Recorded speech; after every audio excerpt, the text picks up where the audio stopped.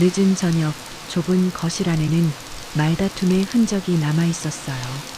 식탁 위엔 미처 치우지 못한 밥그릇이 뒤엉켜 있고 텔레비전 소리는 작게 흘러나오지만 아무도 보지 않고 있었죠.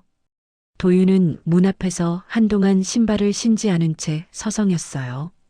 얼굴은 화가 잔뜩 나 있었지만 그 속엔 어쩌지 못하는 답답함도 함께 있었죠. 나 그냥 나갈게. 그가 낮게 내뱉은 말은 집안 공기를 한순간 멈추게 했습니다. 도윤아, 그러지 말고 잠깐만. 어머니가 손을 뻗었지만 도윤은 몸을 뒤로 빼며 문을 확 열었어요. 됐어. 말해서 뭐해? 그는 더 이상 눈을 마주치지 않고 밖으로 걸어나갔습니다. 집 밖은 계절 끝의 바람이 차갑게 불고 있었어요. 가로등 아래 서 있는 도윤의 그림자가 길게 흔들렸습니다. 그는 주머니에서 휴대폰을 꺼냈지만 부모 연락처를 눌렀다가 다시 취소하기를 반복했어요. 결국 화면을 꺼버리고 깊게 숨을 내쉬더니 아무 방향 없이 발걸음을 옮겼습니다. 그날 밤 그는 고시원 복도에 앉아 싸구려 패스트푸드를 먹으며 멍하니 창밖을 바라보았어요. 지나가는 자동차 불빛이 벽에 비칠 때마다 얼굴에 잠깐씩 그림자가 흔들렸습니다. 돌아갈까? 라는 생각이 스치지만 그는 다시 고개를 저었어요. 이대로는 안 돼. 혼잣말처럼 중얼거리고는 다시 이불을 뒤집어 썼습니다. 며칠이 지나며 그의 생활은 들쑥날쑥해졌어요. 일용직 현장에서 하루 종일 삽을 들고 저녁에는 낡은 찜질방 의자에서 잠이 들곤 했습니다. 고단한 몸을 이끌고 돌아오는 길, 그는 문득 쇼윈도 안에 비친 자신의 얼굴을 바라보았어요. 진짜 왜 이렇게 됐지? 작게 흘린 말은 금세 바람에 섞여 사라졌습니다. 그 시각 집에서는 어머니가 멍하니 식탁에 앉아 있었습니다. 빈 그릇을 바라보는 눈에는 걱정이 깊게 배어 있었어요. 아버지는 말없이 벽에 걸린 달력을 바라보다가 조용히 한숨을 내쉬었습니다. 어디서 뭘 하고 있을지. 아버지의 말은 어머니의 가슴에 그대로 박히는 듯 했어요. 밤이 깊어갈수록 집안은 더욱 조용해졌습니다. 그러나 그 침묵 속에는 무겁고 불안한 마음이 가득했어요.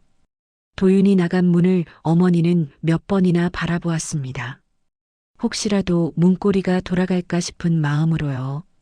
하지만 그날 밤에는 아무 일도 일어나지 않았습니다.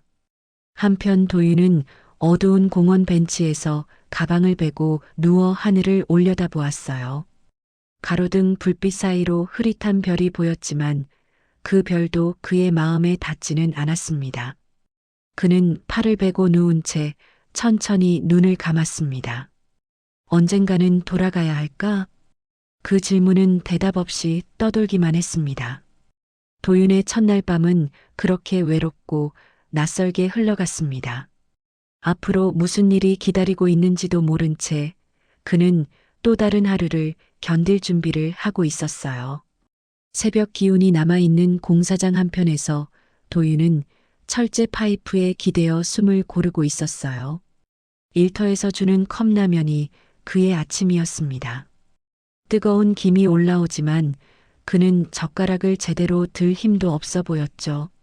손바닥은 굳은 살이 일어나 있었고 옷은 먼지로 희끗해졌습니다. 며칠째 꾸준히 일했지만 손에 남는 건 거의 없었어요. 그는 휴식 시간마다 벽에 붙어 있는 광고지를 무심히 읽곤 했습니다. 그중 하나가 유독 눈에 들어왔어요. 원양어선 승선 모직 고수입 숙식 제공. 붉은 글씨가 해질 무렵 햇빛에 반사되며 반짝였죠. 고수입 숙식 제공. 그가 작은 목소리로 중얼거렸습니다. 피곤함이 묻어나는 목소리였지만 그 안에는 지금과는 다른 삶을 바라보는 마음이 조금 들어 있었어요. 며칠 동안 도윤은 그 포스터 앞에서 서성였습니다. 일 끝나고 지쳐 돌아가는 길에도 출근길에도 눈길이 자꾸 그곳으로 갔어요. 하지만 그는 망설였고 쉽게 결정을 내리지 못했습니다. 내가 할 수 있을까? 그는 혼자 앉아 있는 고시원 방에서 벽을 바라보며 중얼거렸어요. 방 안의 허름한 형광등 불빛이 그의 마음보다도 더 흔들리고 있었죠. 그러던 어느 날 작업 도중 발을 헛디뎌 크게 넘어지는 일이 있었습니다. 손목이 욱신거렸지만 병원에 갈 돈이 없었어요. 그는 길가에서 잠깐 손목을 주무르며 한참을 생각에 잠겼습니다. 이대로는 안 되지, 아무것도 안 변하잖아. 그 말은 스스로에게 하는 다짐 같았고 동시에 마지막 힘을 짜내는 신호처럼 들렸습니다. 다음 날 아침 도윤은 결국 승선 모집 사무소를 찾았습니다. 낡은 간판 아래에서 그는 한 번 더 숨을 고르며 문을 열었어요. 실내에는 서너 명의 사람들이 서류를 작성하고 있었고 책상 뒤 직원은 익숙한 표정으로 서류를 건넸습니다. 여기 사인만 하시면 됩니다. 직원이 말하자 도윤은 볼펜을 잡은 손을 잠시 굳혔어요. 서류를 바라보는 그의 표정은 복잡했지만 오히려 그 복잡함이 결심을 굳히는 듯 보였습니다. 네, 알겠습니다. 그는 천천히 이름을 적었습니다. 사인을 마치고 밖으로 나온 도윤은 밝지도 어둡지도 않은 표정이었어요. 하지만 어딘가 전날과는 다르게 보였습니다. 그는 고개를 들어 하늘을 봤어요. 구름 사이로 햇빛이 잠깐 스치며 그의 얼굴을 비추었습니다. 한번 해보자. 그가 작게 내뱉은 말은 바람에 흩어졌지만 그의 발걸음만큼은 확실히 달라져 있었어요.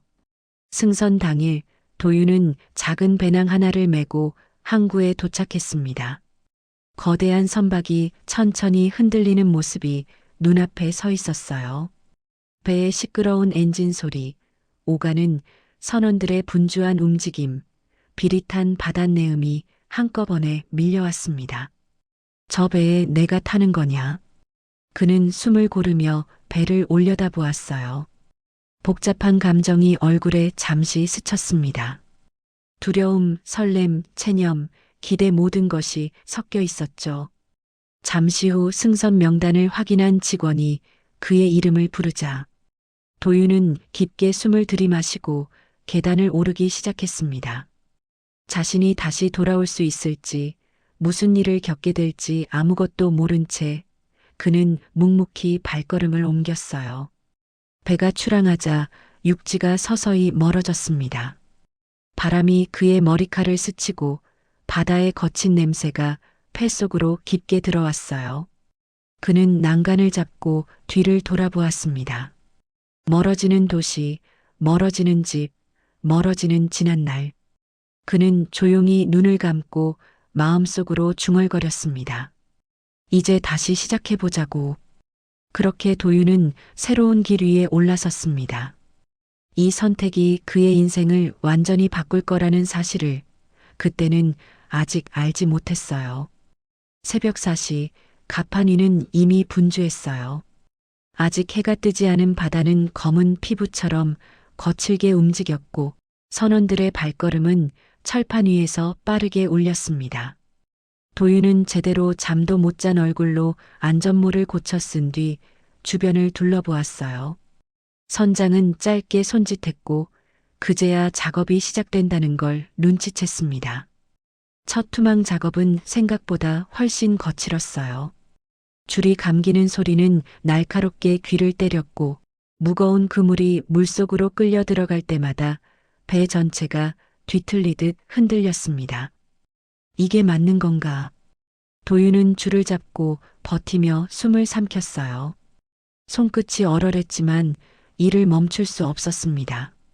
주변 선원들은 이미 능숙하게 몸을 움직였고 그의 느린 움직임은 계속 뒤처졌습니다. 나레이션은 도윤의 혼란을 담담하게 비춰냈어요. 그는 가판 위에서 중심을 잡지 못하고 미끄러졌습니다.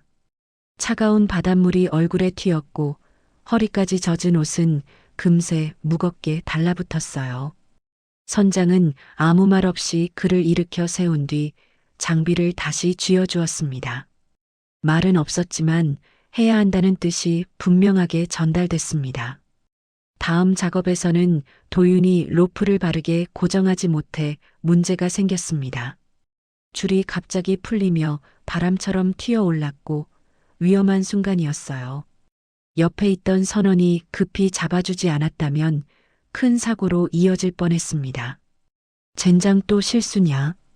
도윤은 이를 꽉 물고 고개를 숙였습니다. 선원들의 표정에는 짜증보다 저 아이 괜찮을까 하는 걱정이 묻혀 있었어요. 작업이 반복될수록 그의 옷은 바닷물과 기름에 뒤섞여 더러워졌어요. 무릎은 여러 번 부딪혀 파랗게 멍이 들었고 손바닥은 굳은 살이 터져 피가 배어 나왔습니다. 하지만 그럼에도 그는 선장의 시선을 의식하며 끝까지 자리를 지켰습니다. 나레이션은 그가 조금씩 버티는 법을 배우는 모습을 잔잔하게 따라갔어요. 점심 무렵이 되자 도윤은 통로에 앉아 숨을 몰아쉬었어요. 식판에 담긴 따뜻한 밥은 몇 숟가락 떠먹기도 전에 금세 식어버렸습니다. 내가 여기서 버틸 수 있을까? 그는 조용히 혼잣말했어요. 주변 선원들은 묵묵히 밥을 먹었지만 한 선원이 물 한 컵을 건네며 고개를 끄덕였습니다. 격려의 의미였죠. 저녁에 다시 시작된 작업은 아침보다 더 거셌습니다. 바람이 갑판 전체를 때렸고 파도는 무릎 높이까지 차올랐어요. 하지만 도윤은 아침과 달리 몇 번이나 중심을 잡았고 장비를 다루는 손도 서서히 안정됐습니다. 물론 미숙함은 남아 있었지만 처음처럼 겁먹은 표정은 사라졌습니다. 날이 저물 무렵 그는 난간에 기대어 바다를 바라봤어요. 숨은 거칠었지만 눈빛은 조금 단단해져 있었습니다. 오늘도 해냈네. 작게 내뱉은 말이 바람에 섞여 사라졌습니다. 밤이 되자 도윤은 침대에 쓰러지듯 누웠어요. 온몸이 욱신거렸지만 이상하게도 포기라는 말은 떠오르지 않았습니다. 그는 천천히 눈을 감았어요. 그리고 내일은 오늘보다 조금 더 잘할 수 있기를 바랐습니다. 어느 날 새벽 바다는 평온했지만 선원들의 표정은 무언가 달랐어요. 갑판 위에는 긴장감이 감돌았고 음파 탐지기가 울리는 순간 모두의 시선이 모였습니다. 붉은 불빛이 깜빡이고 탐지기의 숫자는 빠르게 올라갔죠. 많이 잡을 수 있을 것 같다. 선장의 낮은 목소리가 바닷바람 속으로 흘러나왔습니다. 도윤은 몸을 바짝 세웠습니다. 처음엔 두려움에 떨던 그의 손끝이 이날만큼은 단단히 장비를 쥐고 있었어요. 이게 진짜라면 속으로 다짐하며 그는 동료들과 함께 움직였죠. 물이 출렁이기 시작했고 곧 그물이 던져졌어요. 물속에서 뭔가 거대한 힘이 끌려오는 듯했고 배는 흔들렸습니다. 선원들은 체계적으로 움직였고 도윤도 그 흐름을 따라갔어요. 처음엔 고개를 숙이고 중심을 잡느라 애썼지만 점점 숨이 고르게 가다듬어졌습니다. 시간이 흐르고 갑판 위에는 점점 무거운 그물이 올라오기 시작했어요. 뒤엉킨 실핏줄 같은 어획물이 물살과 함께 튀어나왔고 하얀 물보라가 솟아올랐습니다. 그걸 본 순간 도윤의 심장이 요동쳤어요. 와, 이건... 작게 탄성이 새어나왔습니다. 물이 빠지고 나자 배 위는 생선과 갑각류로 가득 찼습니다. 배전에 당도한 수확물의 무게가 기계의 저울에 찍히자 숫자가 크게 올라갔어요. 선원들 사이에선 놀라움과 흥분이 뒤섞인 함성이 터졌습니다. 서로 팔을 치며 이번이야. 대박이다. 하는 외침이 이어졌죠. 도윤도 그 한가운데 섰습니다. 그는 숨을 크게 들이쉬었어요. 차가운 바닷바람과 비릿한 생선 내음, 그리고 흥분에 뒤섞인 사람들의 목소리. 이 모든 것이 그는 처음이었지만 동시에 그의 새로운 현실이었습니다. 잠시 숨을 돌린 뒤 그는 옆에 선 선원에게 물었습니다. 이렇게 많이 잡는 건 자주 있는 일인가요? 선원은 웃으며 대답했어요. 아니, 이런 어장은 흔치 않아. 운도 따라야 하고 노도 따라야 돼. 그 말을 들은 도윤의 얼굴엔 결의가 드러났습니다. 내가 이 배의 한 명이구나. 그는 그제서야 자기 자리를 가슴 깊이 느꼈어요. 밤이 가까워지자 배 위는 정리하는 소리로 가득 찼습니다. 생선을 계량하고 포장하는 일, 그물 정비, 내일을 위한 준비고된 노동이었지만 아무도 지친 기색은 보이지 않았어요. 오히려 웃음과 농담, 박수가 섞인 분위기였습니다. 도윤은 그 틈에서 미소 지었어요. 처음엔 그의 몸이 버티기 힘들었지만 지금은 조금도 포기하고 싶지 않았습니다. 오늘 정말 해냈다. 그 혼잣말은 파도에 실려 멀리 퍼졌습니다. 그날 밤 그는 침대에 누워 천장을 바라보았어요. 심장은 아직도 두근거렸고 몸은 피곤했지만 마음은 뜨거웠어요. 이 배에서 나 살아남을 수 있겠다. 그 확신은 그를 한층 더 강하게 만들었습니다. 오후부터 바다는 심상치 않았어요.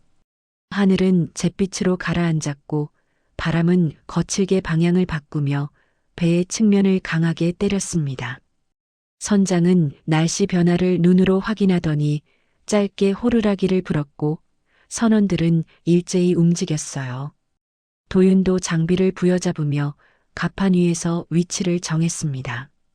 긴장감이 공기처럼 퍼졌지만 누구도 불안함을 입 밖에 내지 않았습니다.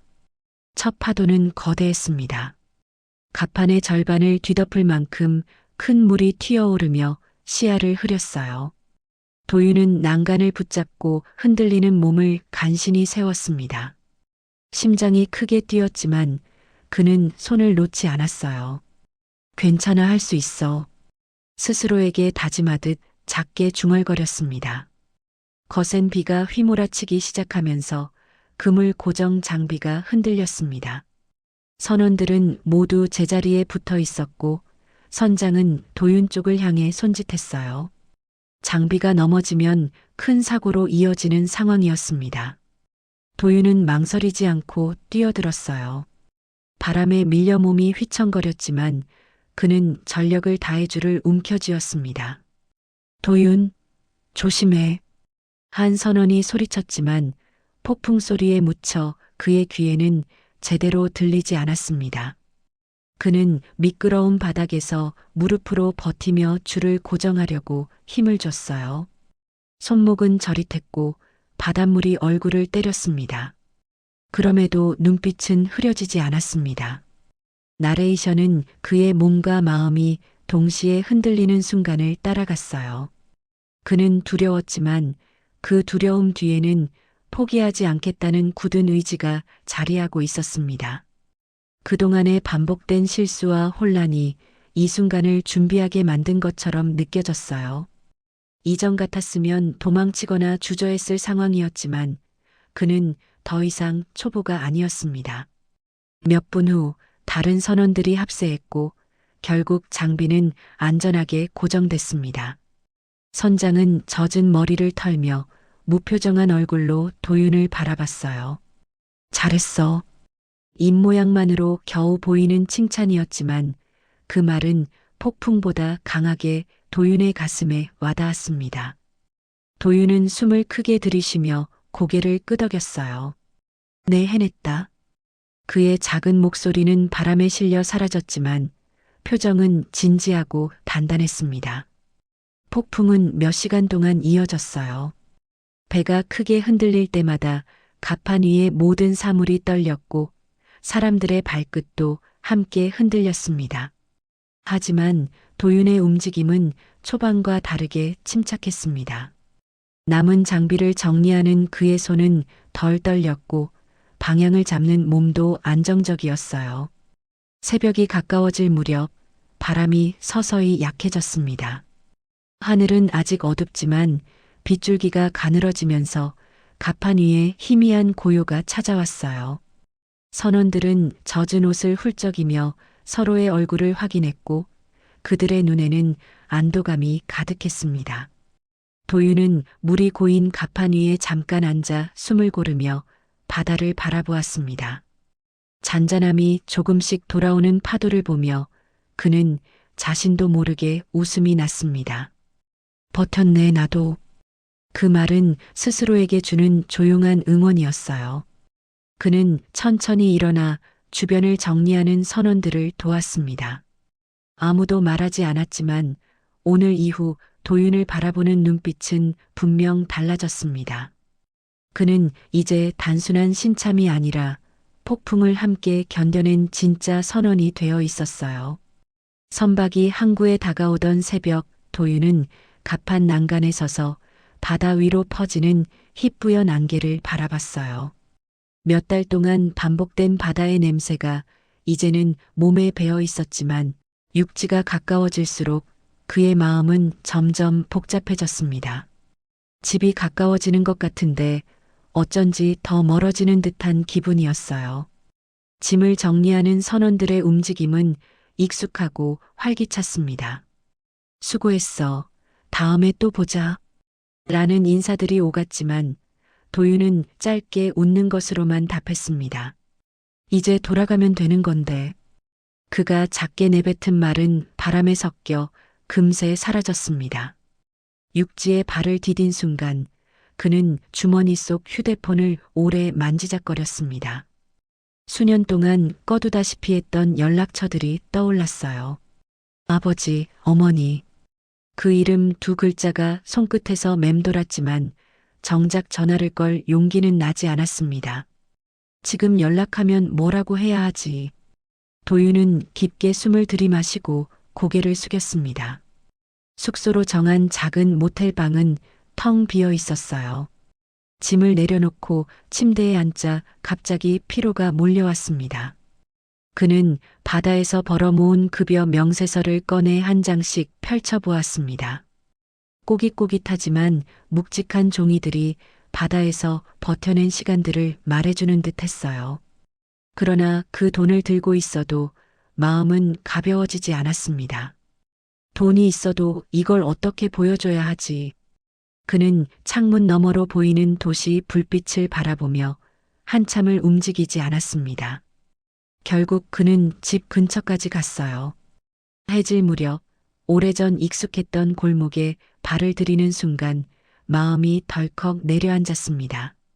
연립주택 벽면, 작은 편의점, 길모퉁이, 담벼락까지 아무것도 변하지 않았지만 그는 자신이 이 풍경에 어울리지 않는 사람처럼 느껴졌습니다.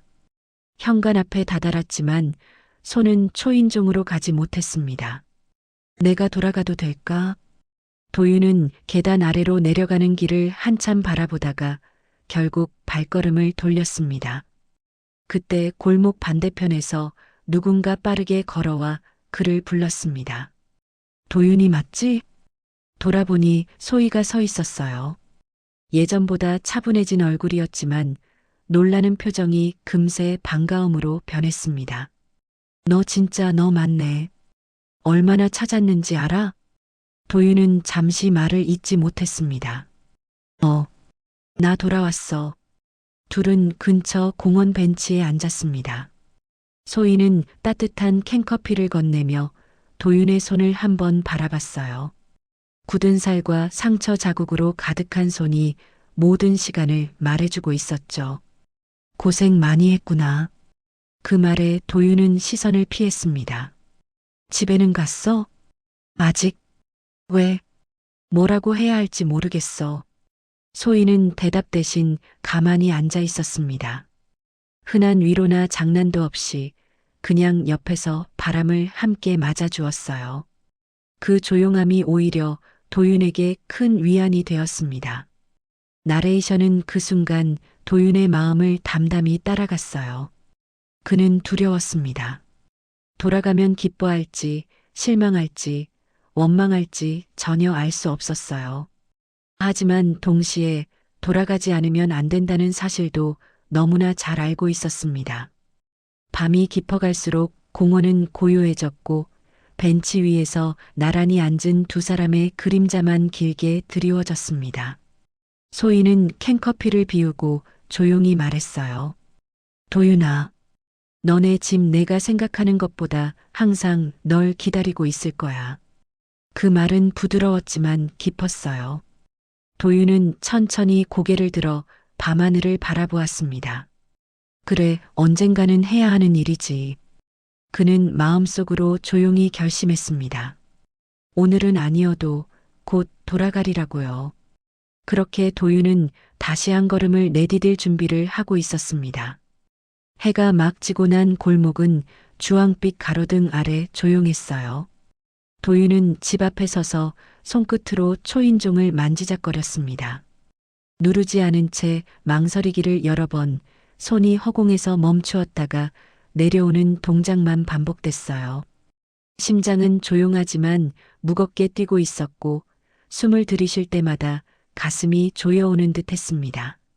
지금 누르면 뭐라고 해야 하지? 그는 낮게 중얼거렸습니다. 문 앞에서 몇 걸음 떨어져 섰다가 다시 다가오기를 여러 번 반복하던 그때 골목 끝에서 발소리가 들려왔습니다.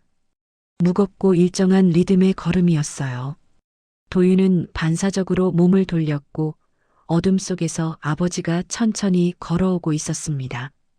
퇴근 후인지 작업복 위에는 먼지가 묻어 있었고 손에는 작은 비닐봉지가 들려 있었어요. 아버지는 처음에는 도윤을 알아보지 못한 듯 했어요. 하지만 한 걸음, 두 걸음 다가올수록 눈빛이 흔들리기 시작했습니다. 마침내 가까이 선 순간 그저 조용히 바라보기만 했습니다. 도윤아. 그 한마디에 담긴 수년의 걱정과 그리움이 공기처럼 흘러나왔습니다. 도윤은 갑자기 숨이 막히는 듯 했어요. 그동안 준비했던 말들은 하나도 떠오르지 않았고 고개도 들 수 없었습니다. 손가락이 떨렸고 한참을 망설인 끝에 겨우 말을 꺼냈어요. 아, 아버지. 저 돌아왔어요. 아버지는 그 말에 조금 고개를 끄덕였어요.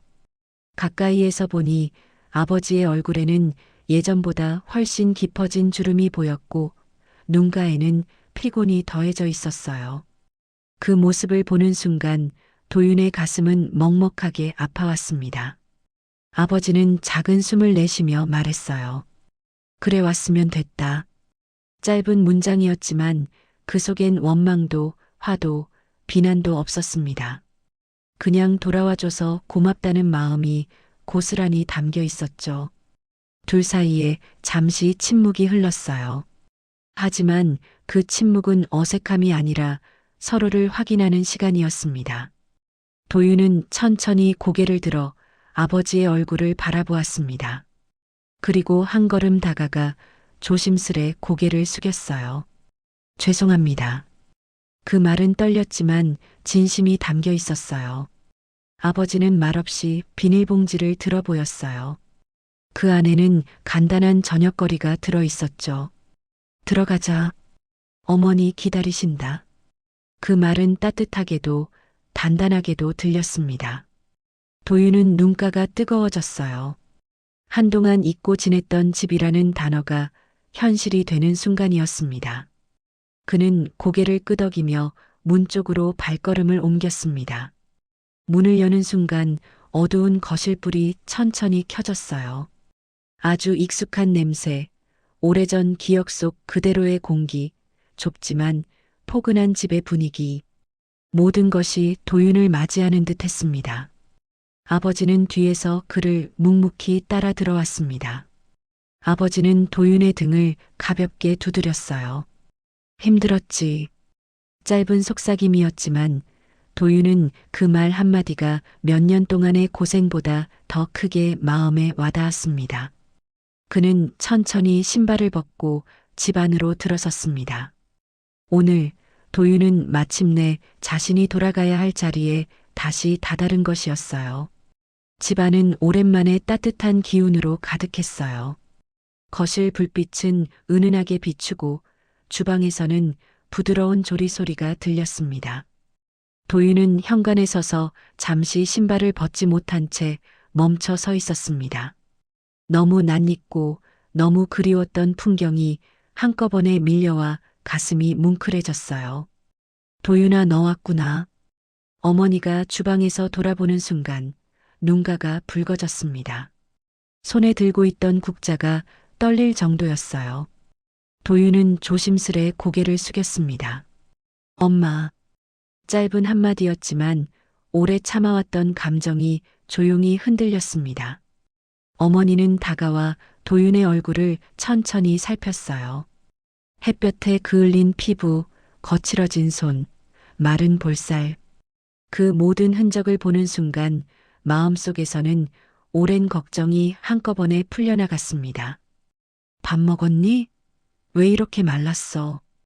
연신 눈을 훔치며 말하는 어머니를 보자 도윤은 가슴 한쪽이 시리면서도 따뜻해졌습니다. 아버지는 말없이 식탁을 정리했습니다. 맨날 보던 자리였지만 도윤이 앉을 자리가 아주 정성스럽게 마련되어 있었어요. 국이 담긴 뚝배기에서 김이 오르고 반찬들은 소박하지만 따뜻해 보였습니다. 앉아라. 아버지의 말투는 여전히 무뚝뚝했지만 그 안에는 환영하는 마음이 가득 담겨 있었어요. 도윤은 의자에 앉아 식탁을 바라보았습니다. 몇 년 만에 보는 집밥이 눈앞에 놓여 있으니 코끝이 저릿해졌어요. 맛있게 먹어라. 어머니는 그의 밥그릇에 조심스럽게 국을 떠주었습니다. 식탁 위에는 말보다 침묵이 많았지만 그 침묵조차 편안했습니다. 밥을 한 숟가락 뜰 때마다 도윤의 눈빛이 조금씩 부드러워졌어요. 아버지는 조용히 밥을 먹으며 가끔씩 눈길을 도윤에게 주었고 어머니는 딱 맞게 잘라둔 반찬을 그의 앞접시에 옮겨 놓았습니다. 도윤은 낮게 말했어요. 정말 죄송했어요. 그리고 보고 싶었어요. 어머니는 그 말에 손을 잡아주었고 아버지는 작은 기침으로 답했습니다. 다 지나간 일이다. 식사가 거의 끝날 무렵 도윤은 가방에서 작은 봉투를 꺼냈어요. 원양어선에서 몇 년 동안 모은 급여와 성과급이 담긴 봉투였습니다. 아버지, 어머니 이거 조금이라도 도움이 되었으면 해서요. 그 말에 어머니는 두 손으로 입을 가렸고 아버지는 잠시 말이 없었습니다. 그리고 천천히 봉투를 밀어두며 말했어요. 우린 돈이 필요한 게 아니다. 내가 있는 게 그게 제일 큰 도움이야. 그 말에 도윤은 고개를 떨어뜨렸습니다. 눈가가 붉어졌고 손가락이 떨렸어요. 하지만 이번엔 도망치지 않았습니다. 앞으로 잘할게요. 그 다짐은 결코 가볍지 않았습니다. 식탁 위에는 따뜻한 국물 냄새와 그동안 기다려온 가족의 숨결이 가득했어요. 세 사람의 표정은 모두 조금씩 풀려 있었고 오랜 상처들이 천천히 아물어가는 듯 했습니다. 나레이션은 마지막 장면을 잔잔하게 비춰냈어요. 오늘 도윤은 다시 제자리로 돌아왔습니다. 바다에서 얻은 용기와 삶의 무게는 이제 가족 앞에서 더 단단한 사람이 되기 위한 밑거름이 되었고요. 식탁 위 작은 반찬들처럼 소박하지만 확실한 행복이 다시 시작되고 있었어요. 그 집의 저녁은 그렇게 오랜 기다림 끝에 따뜻하게 완성되었습니다.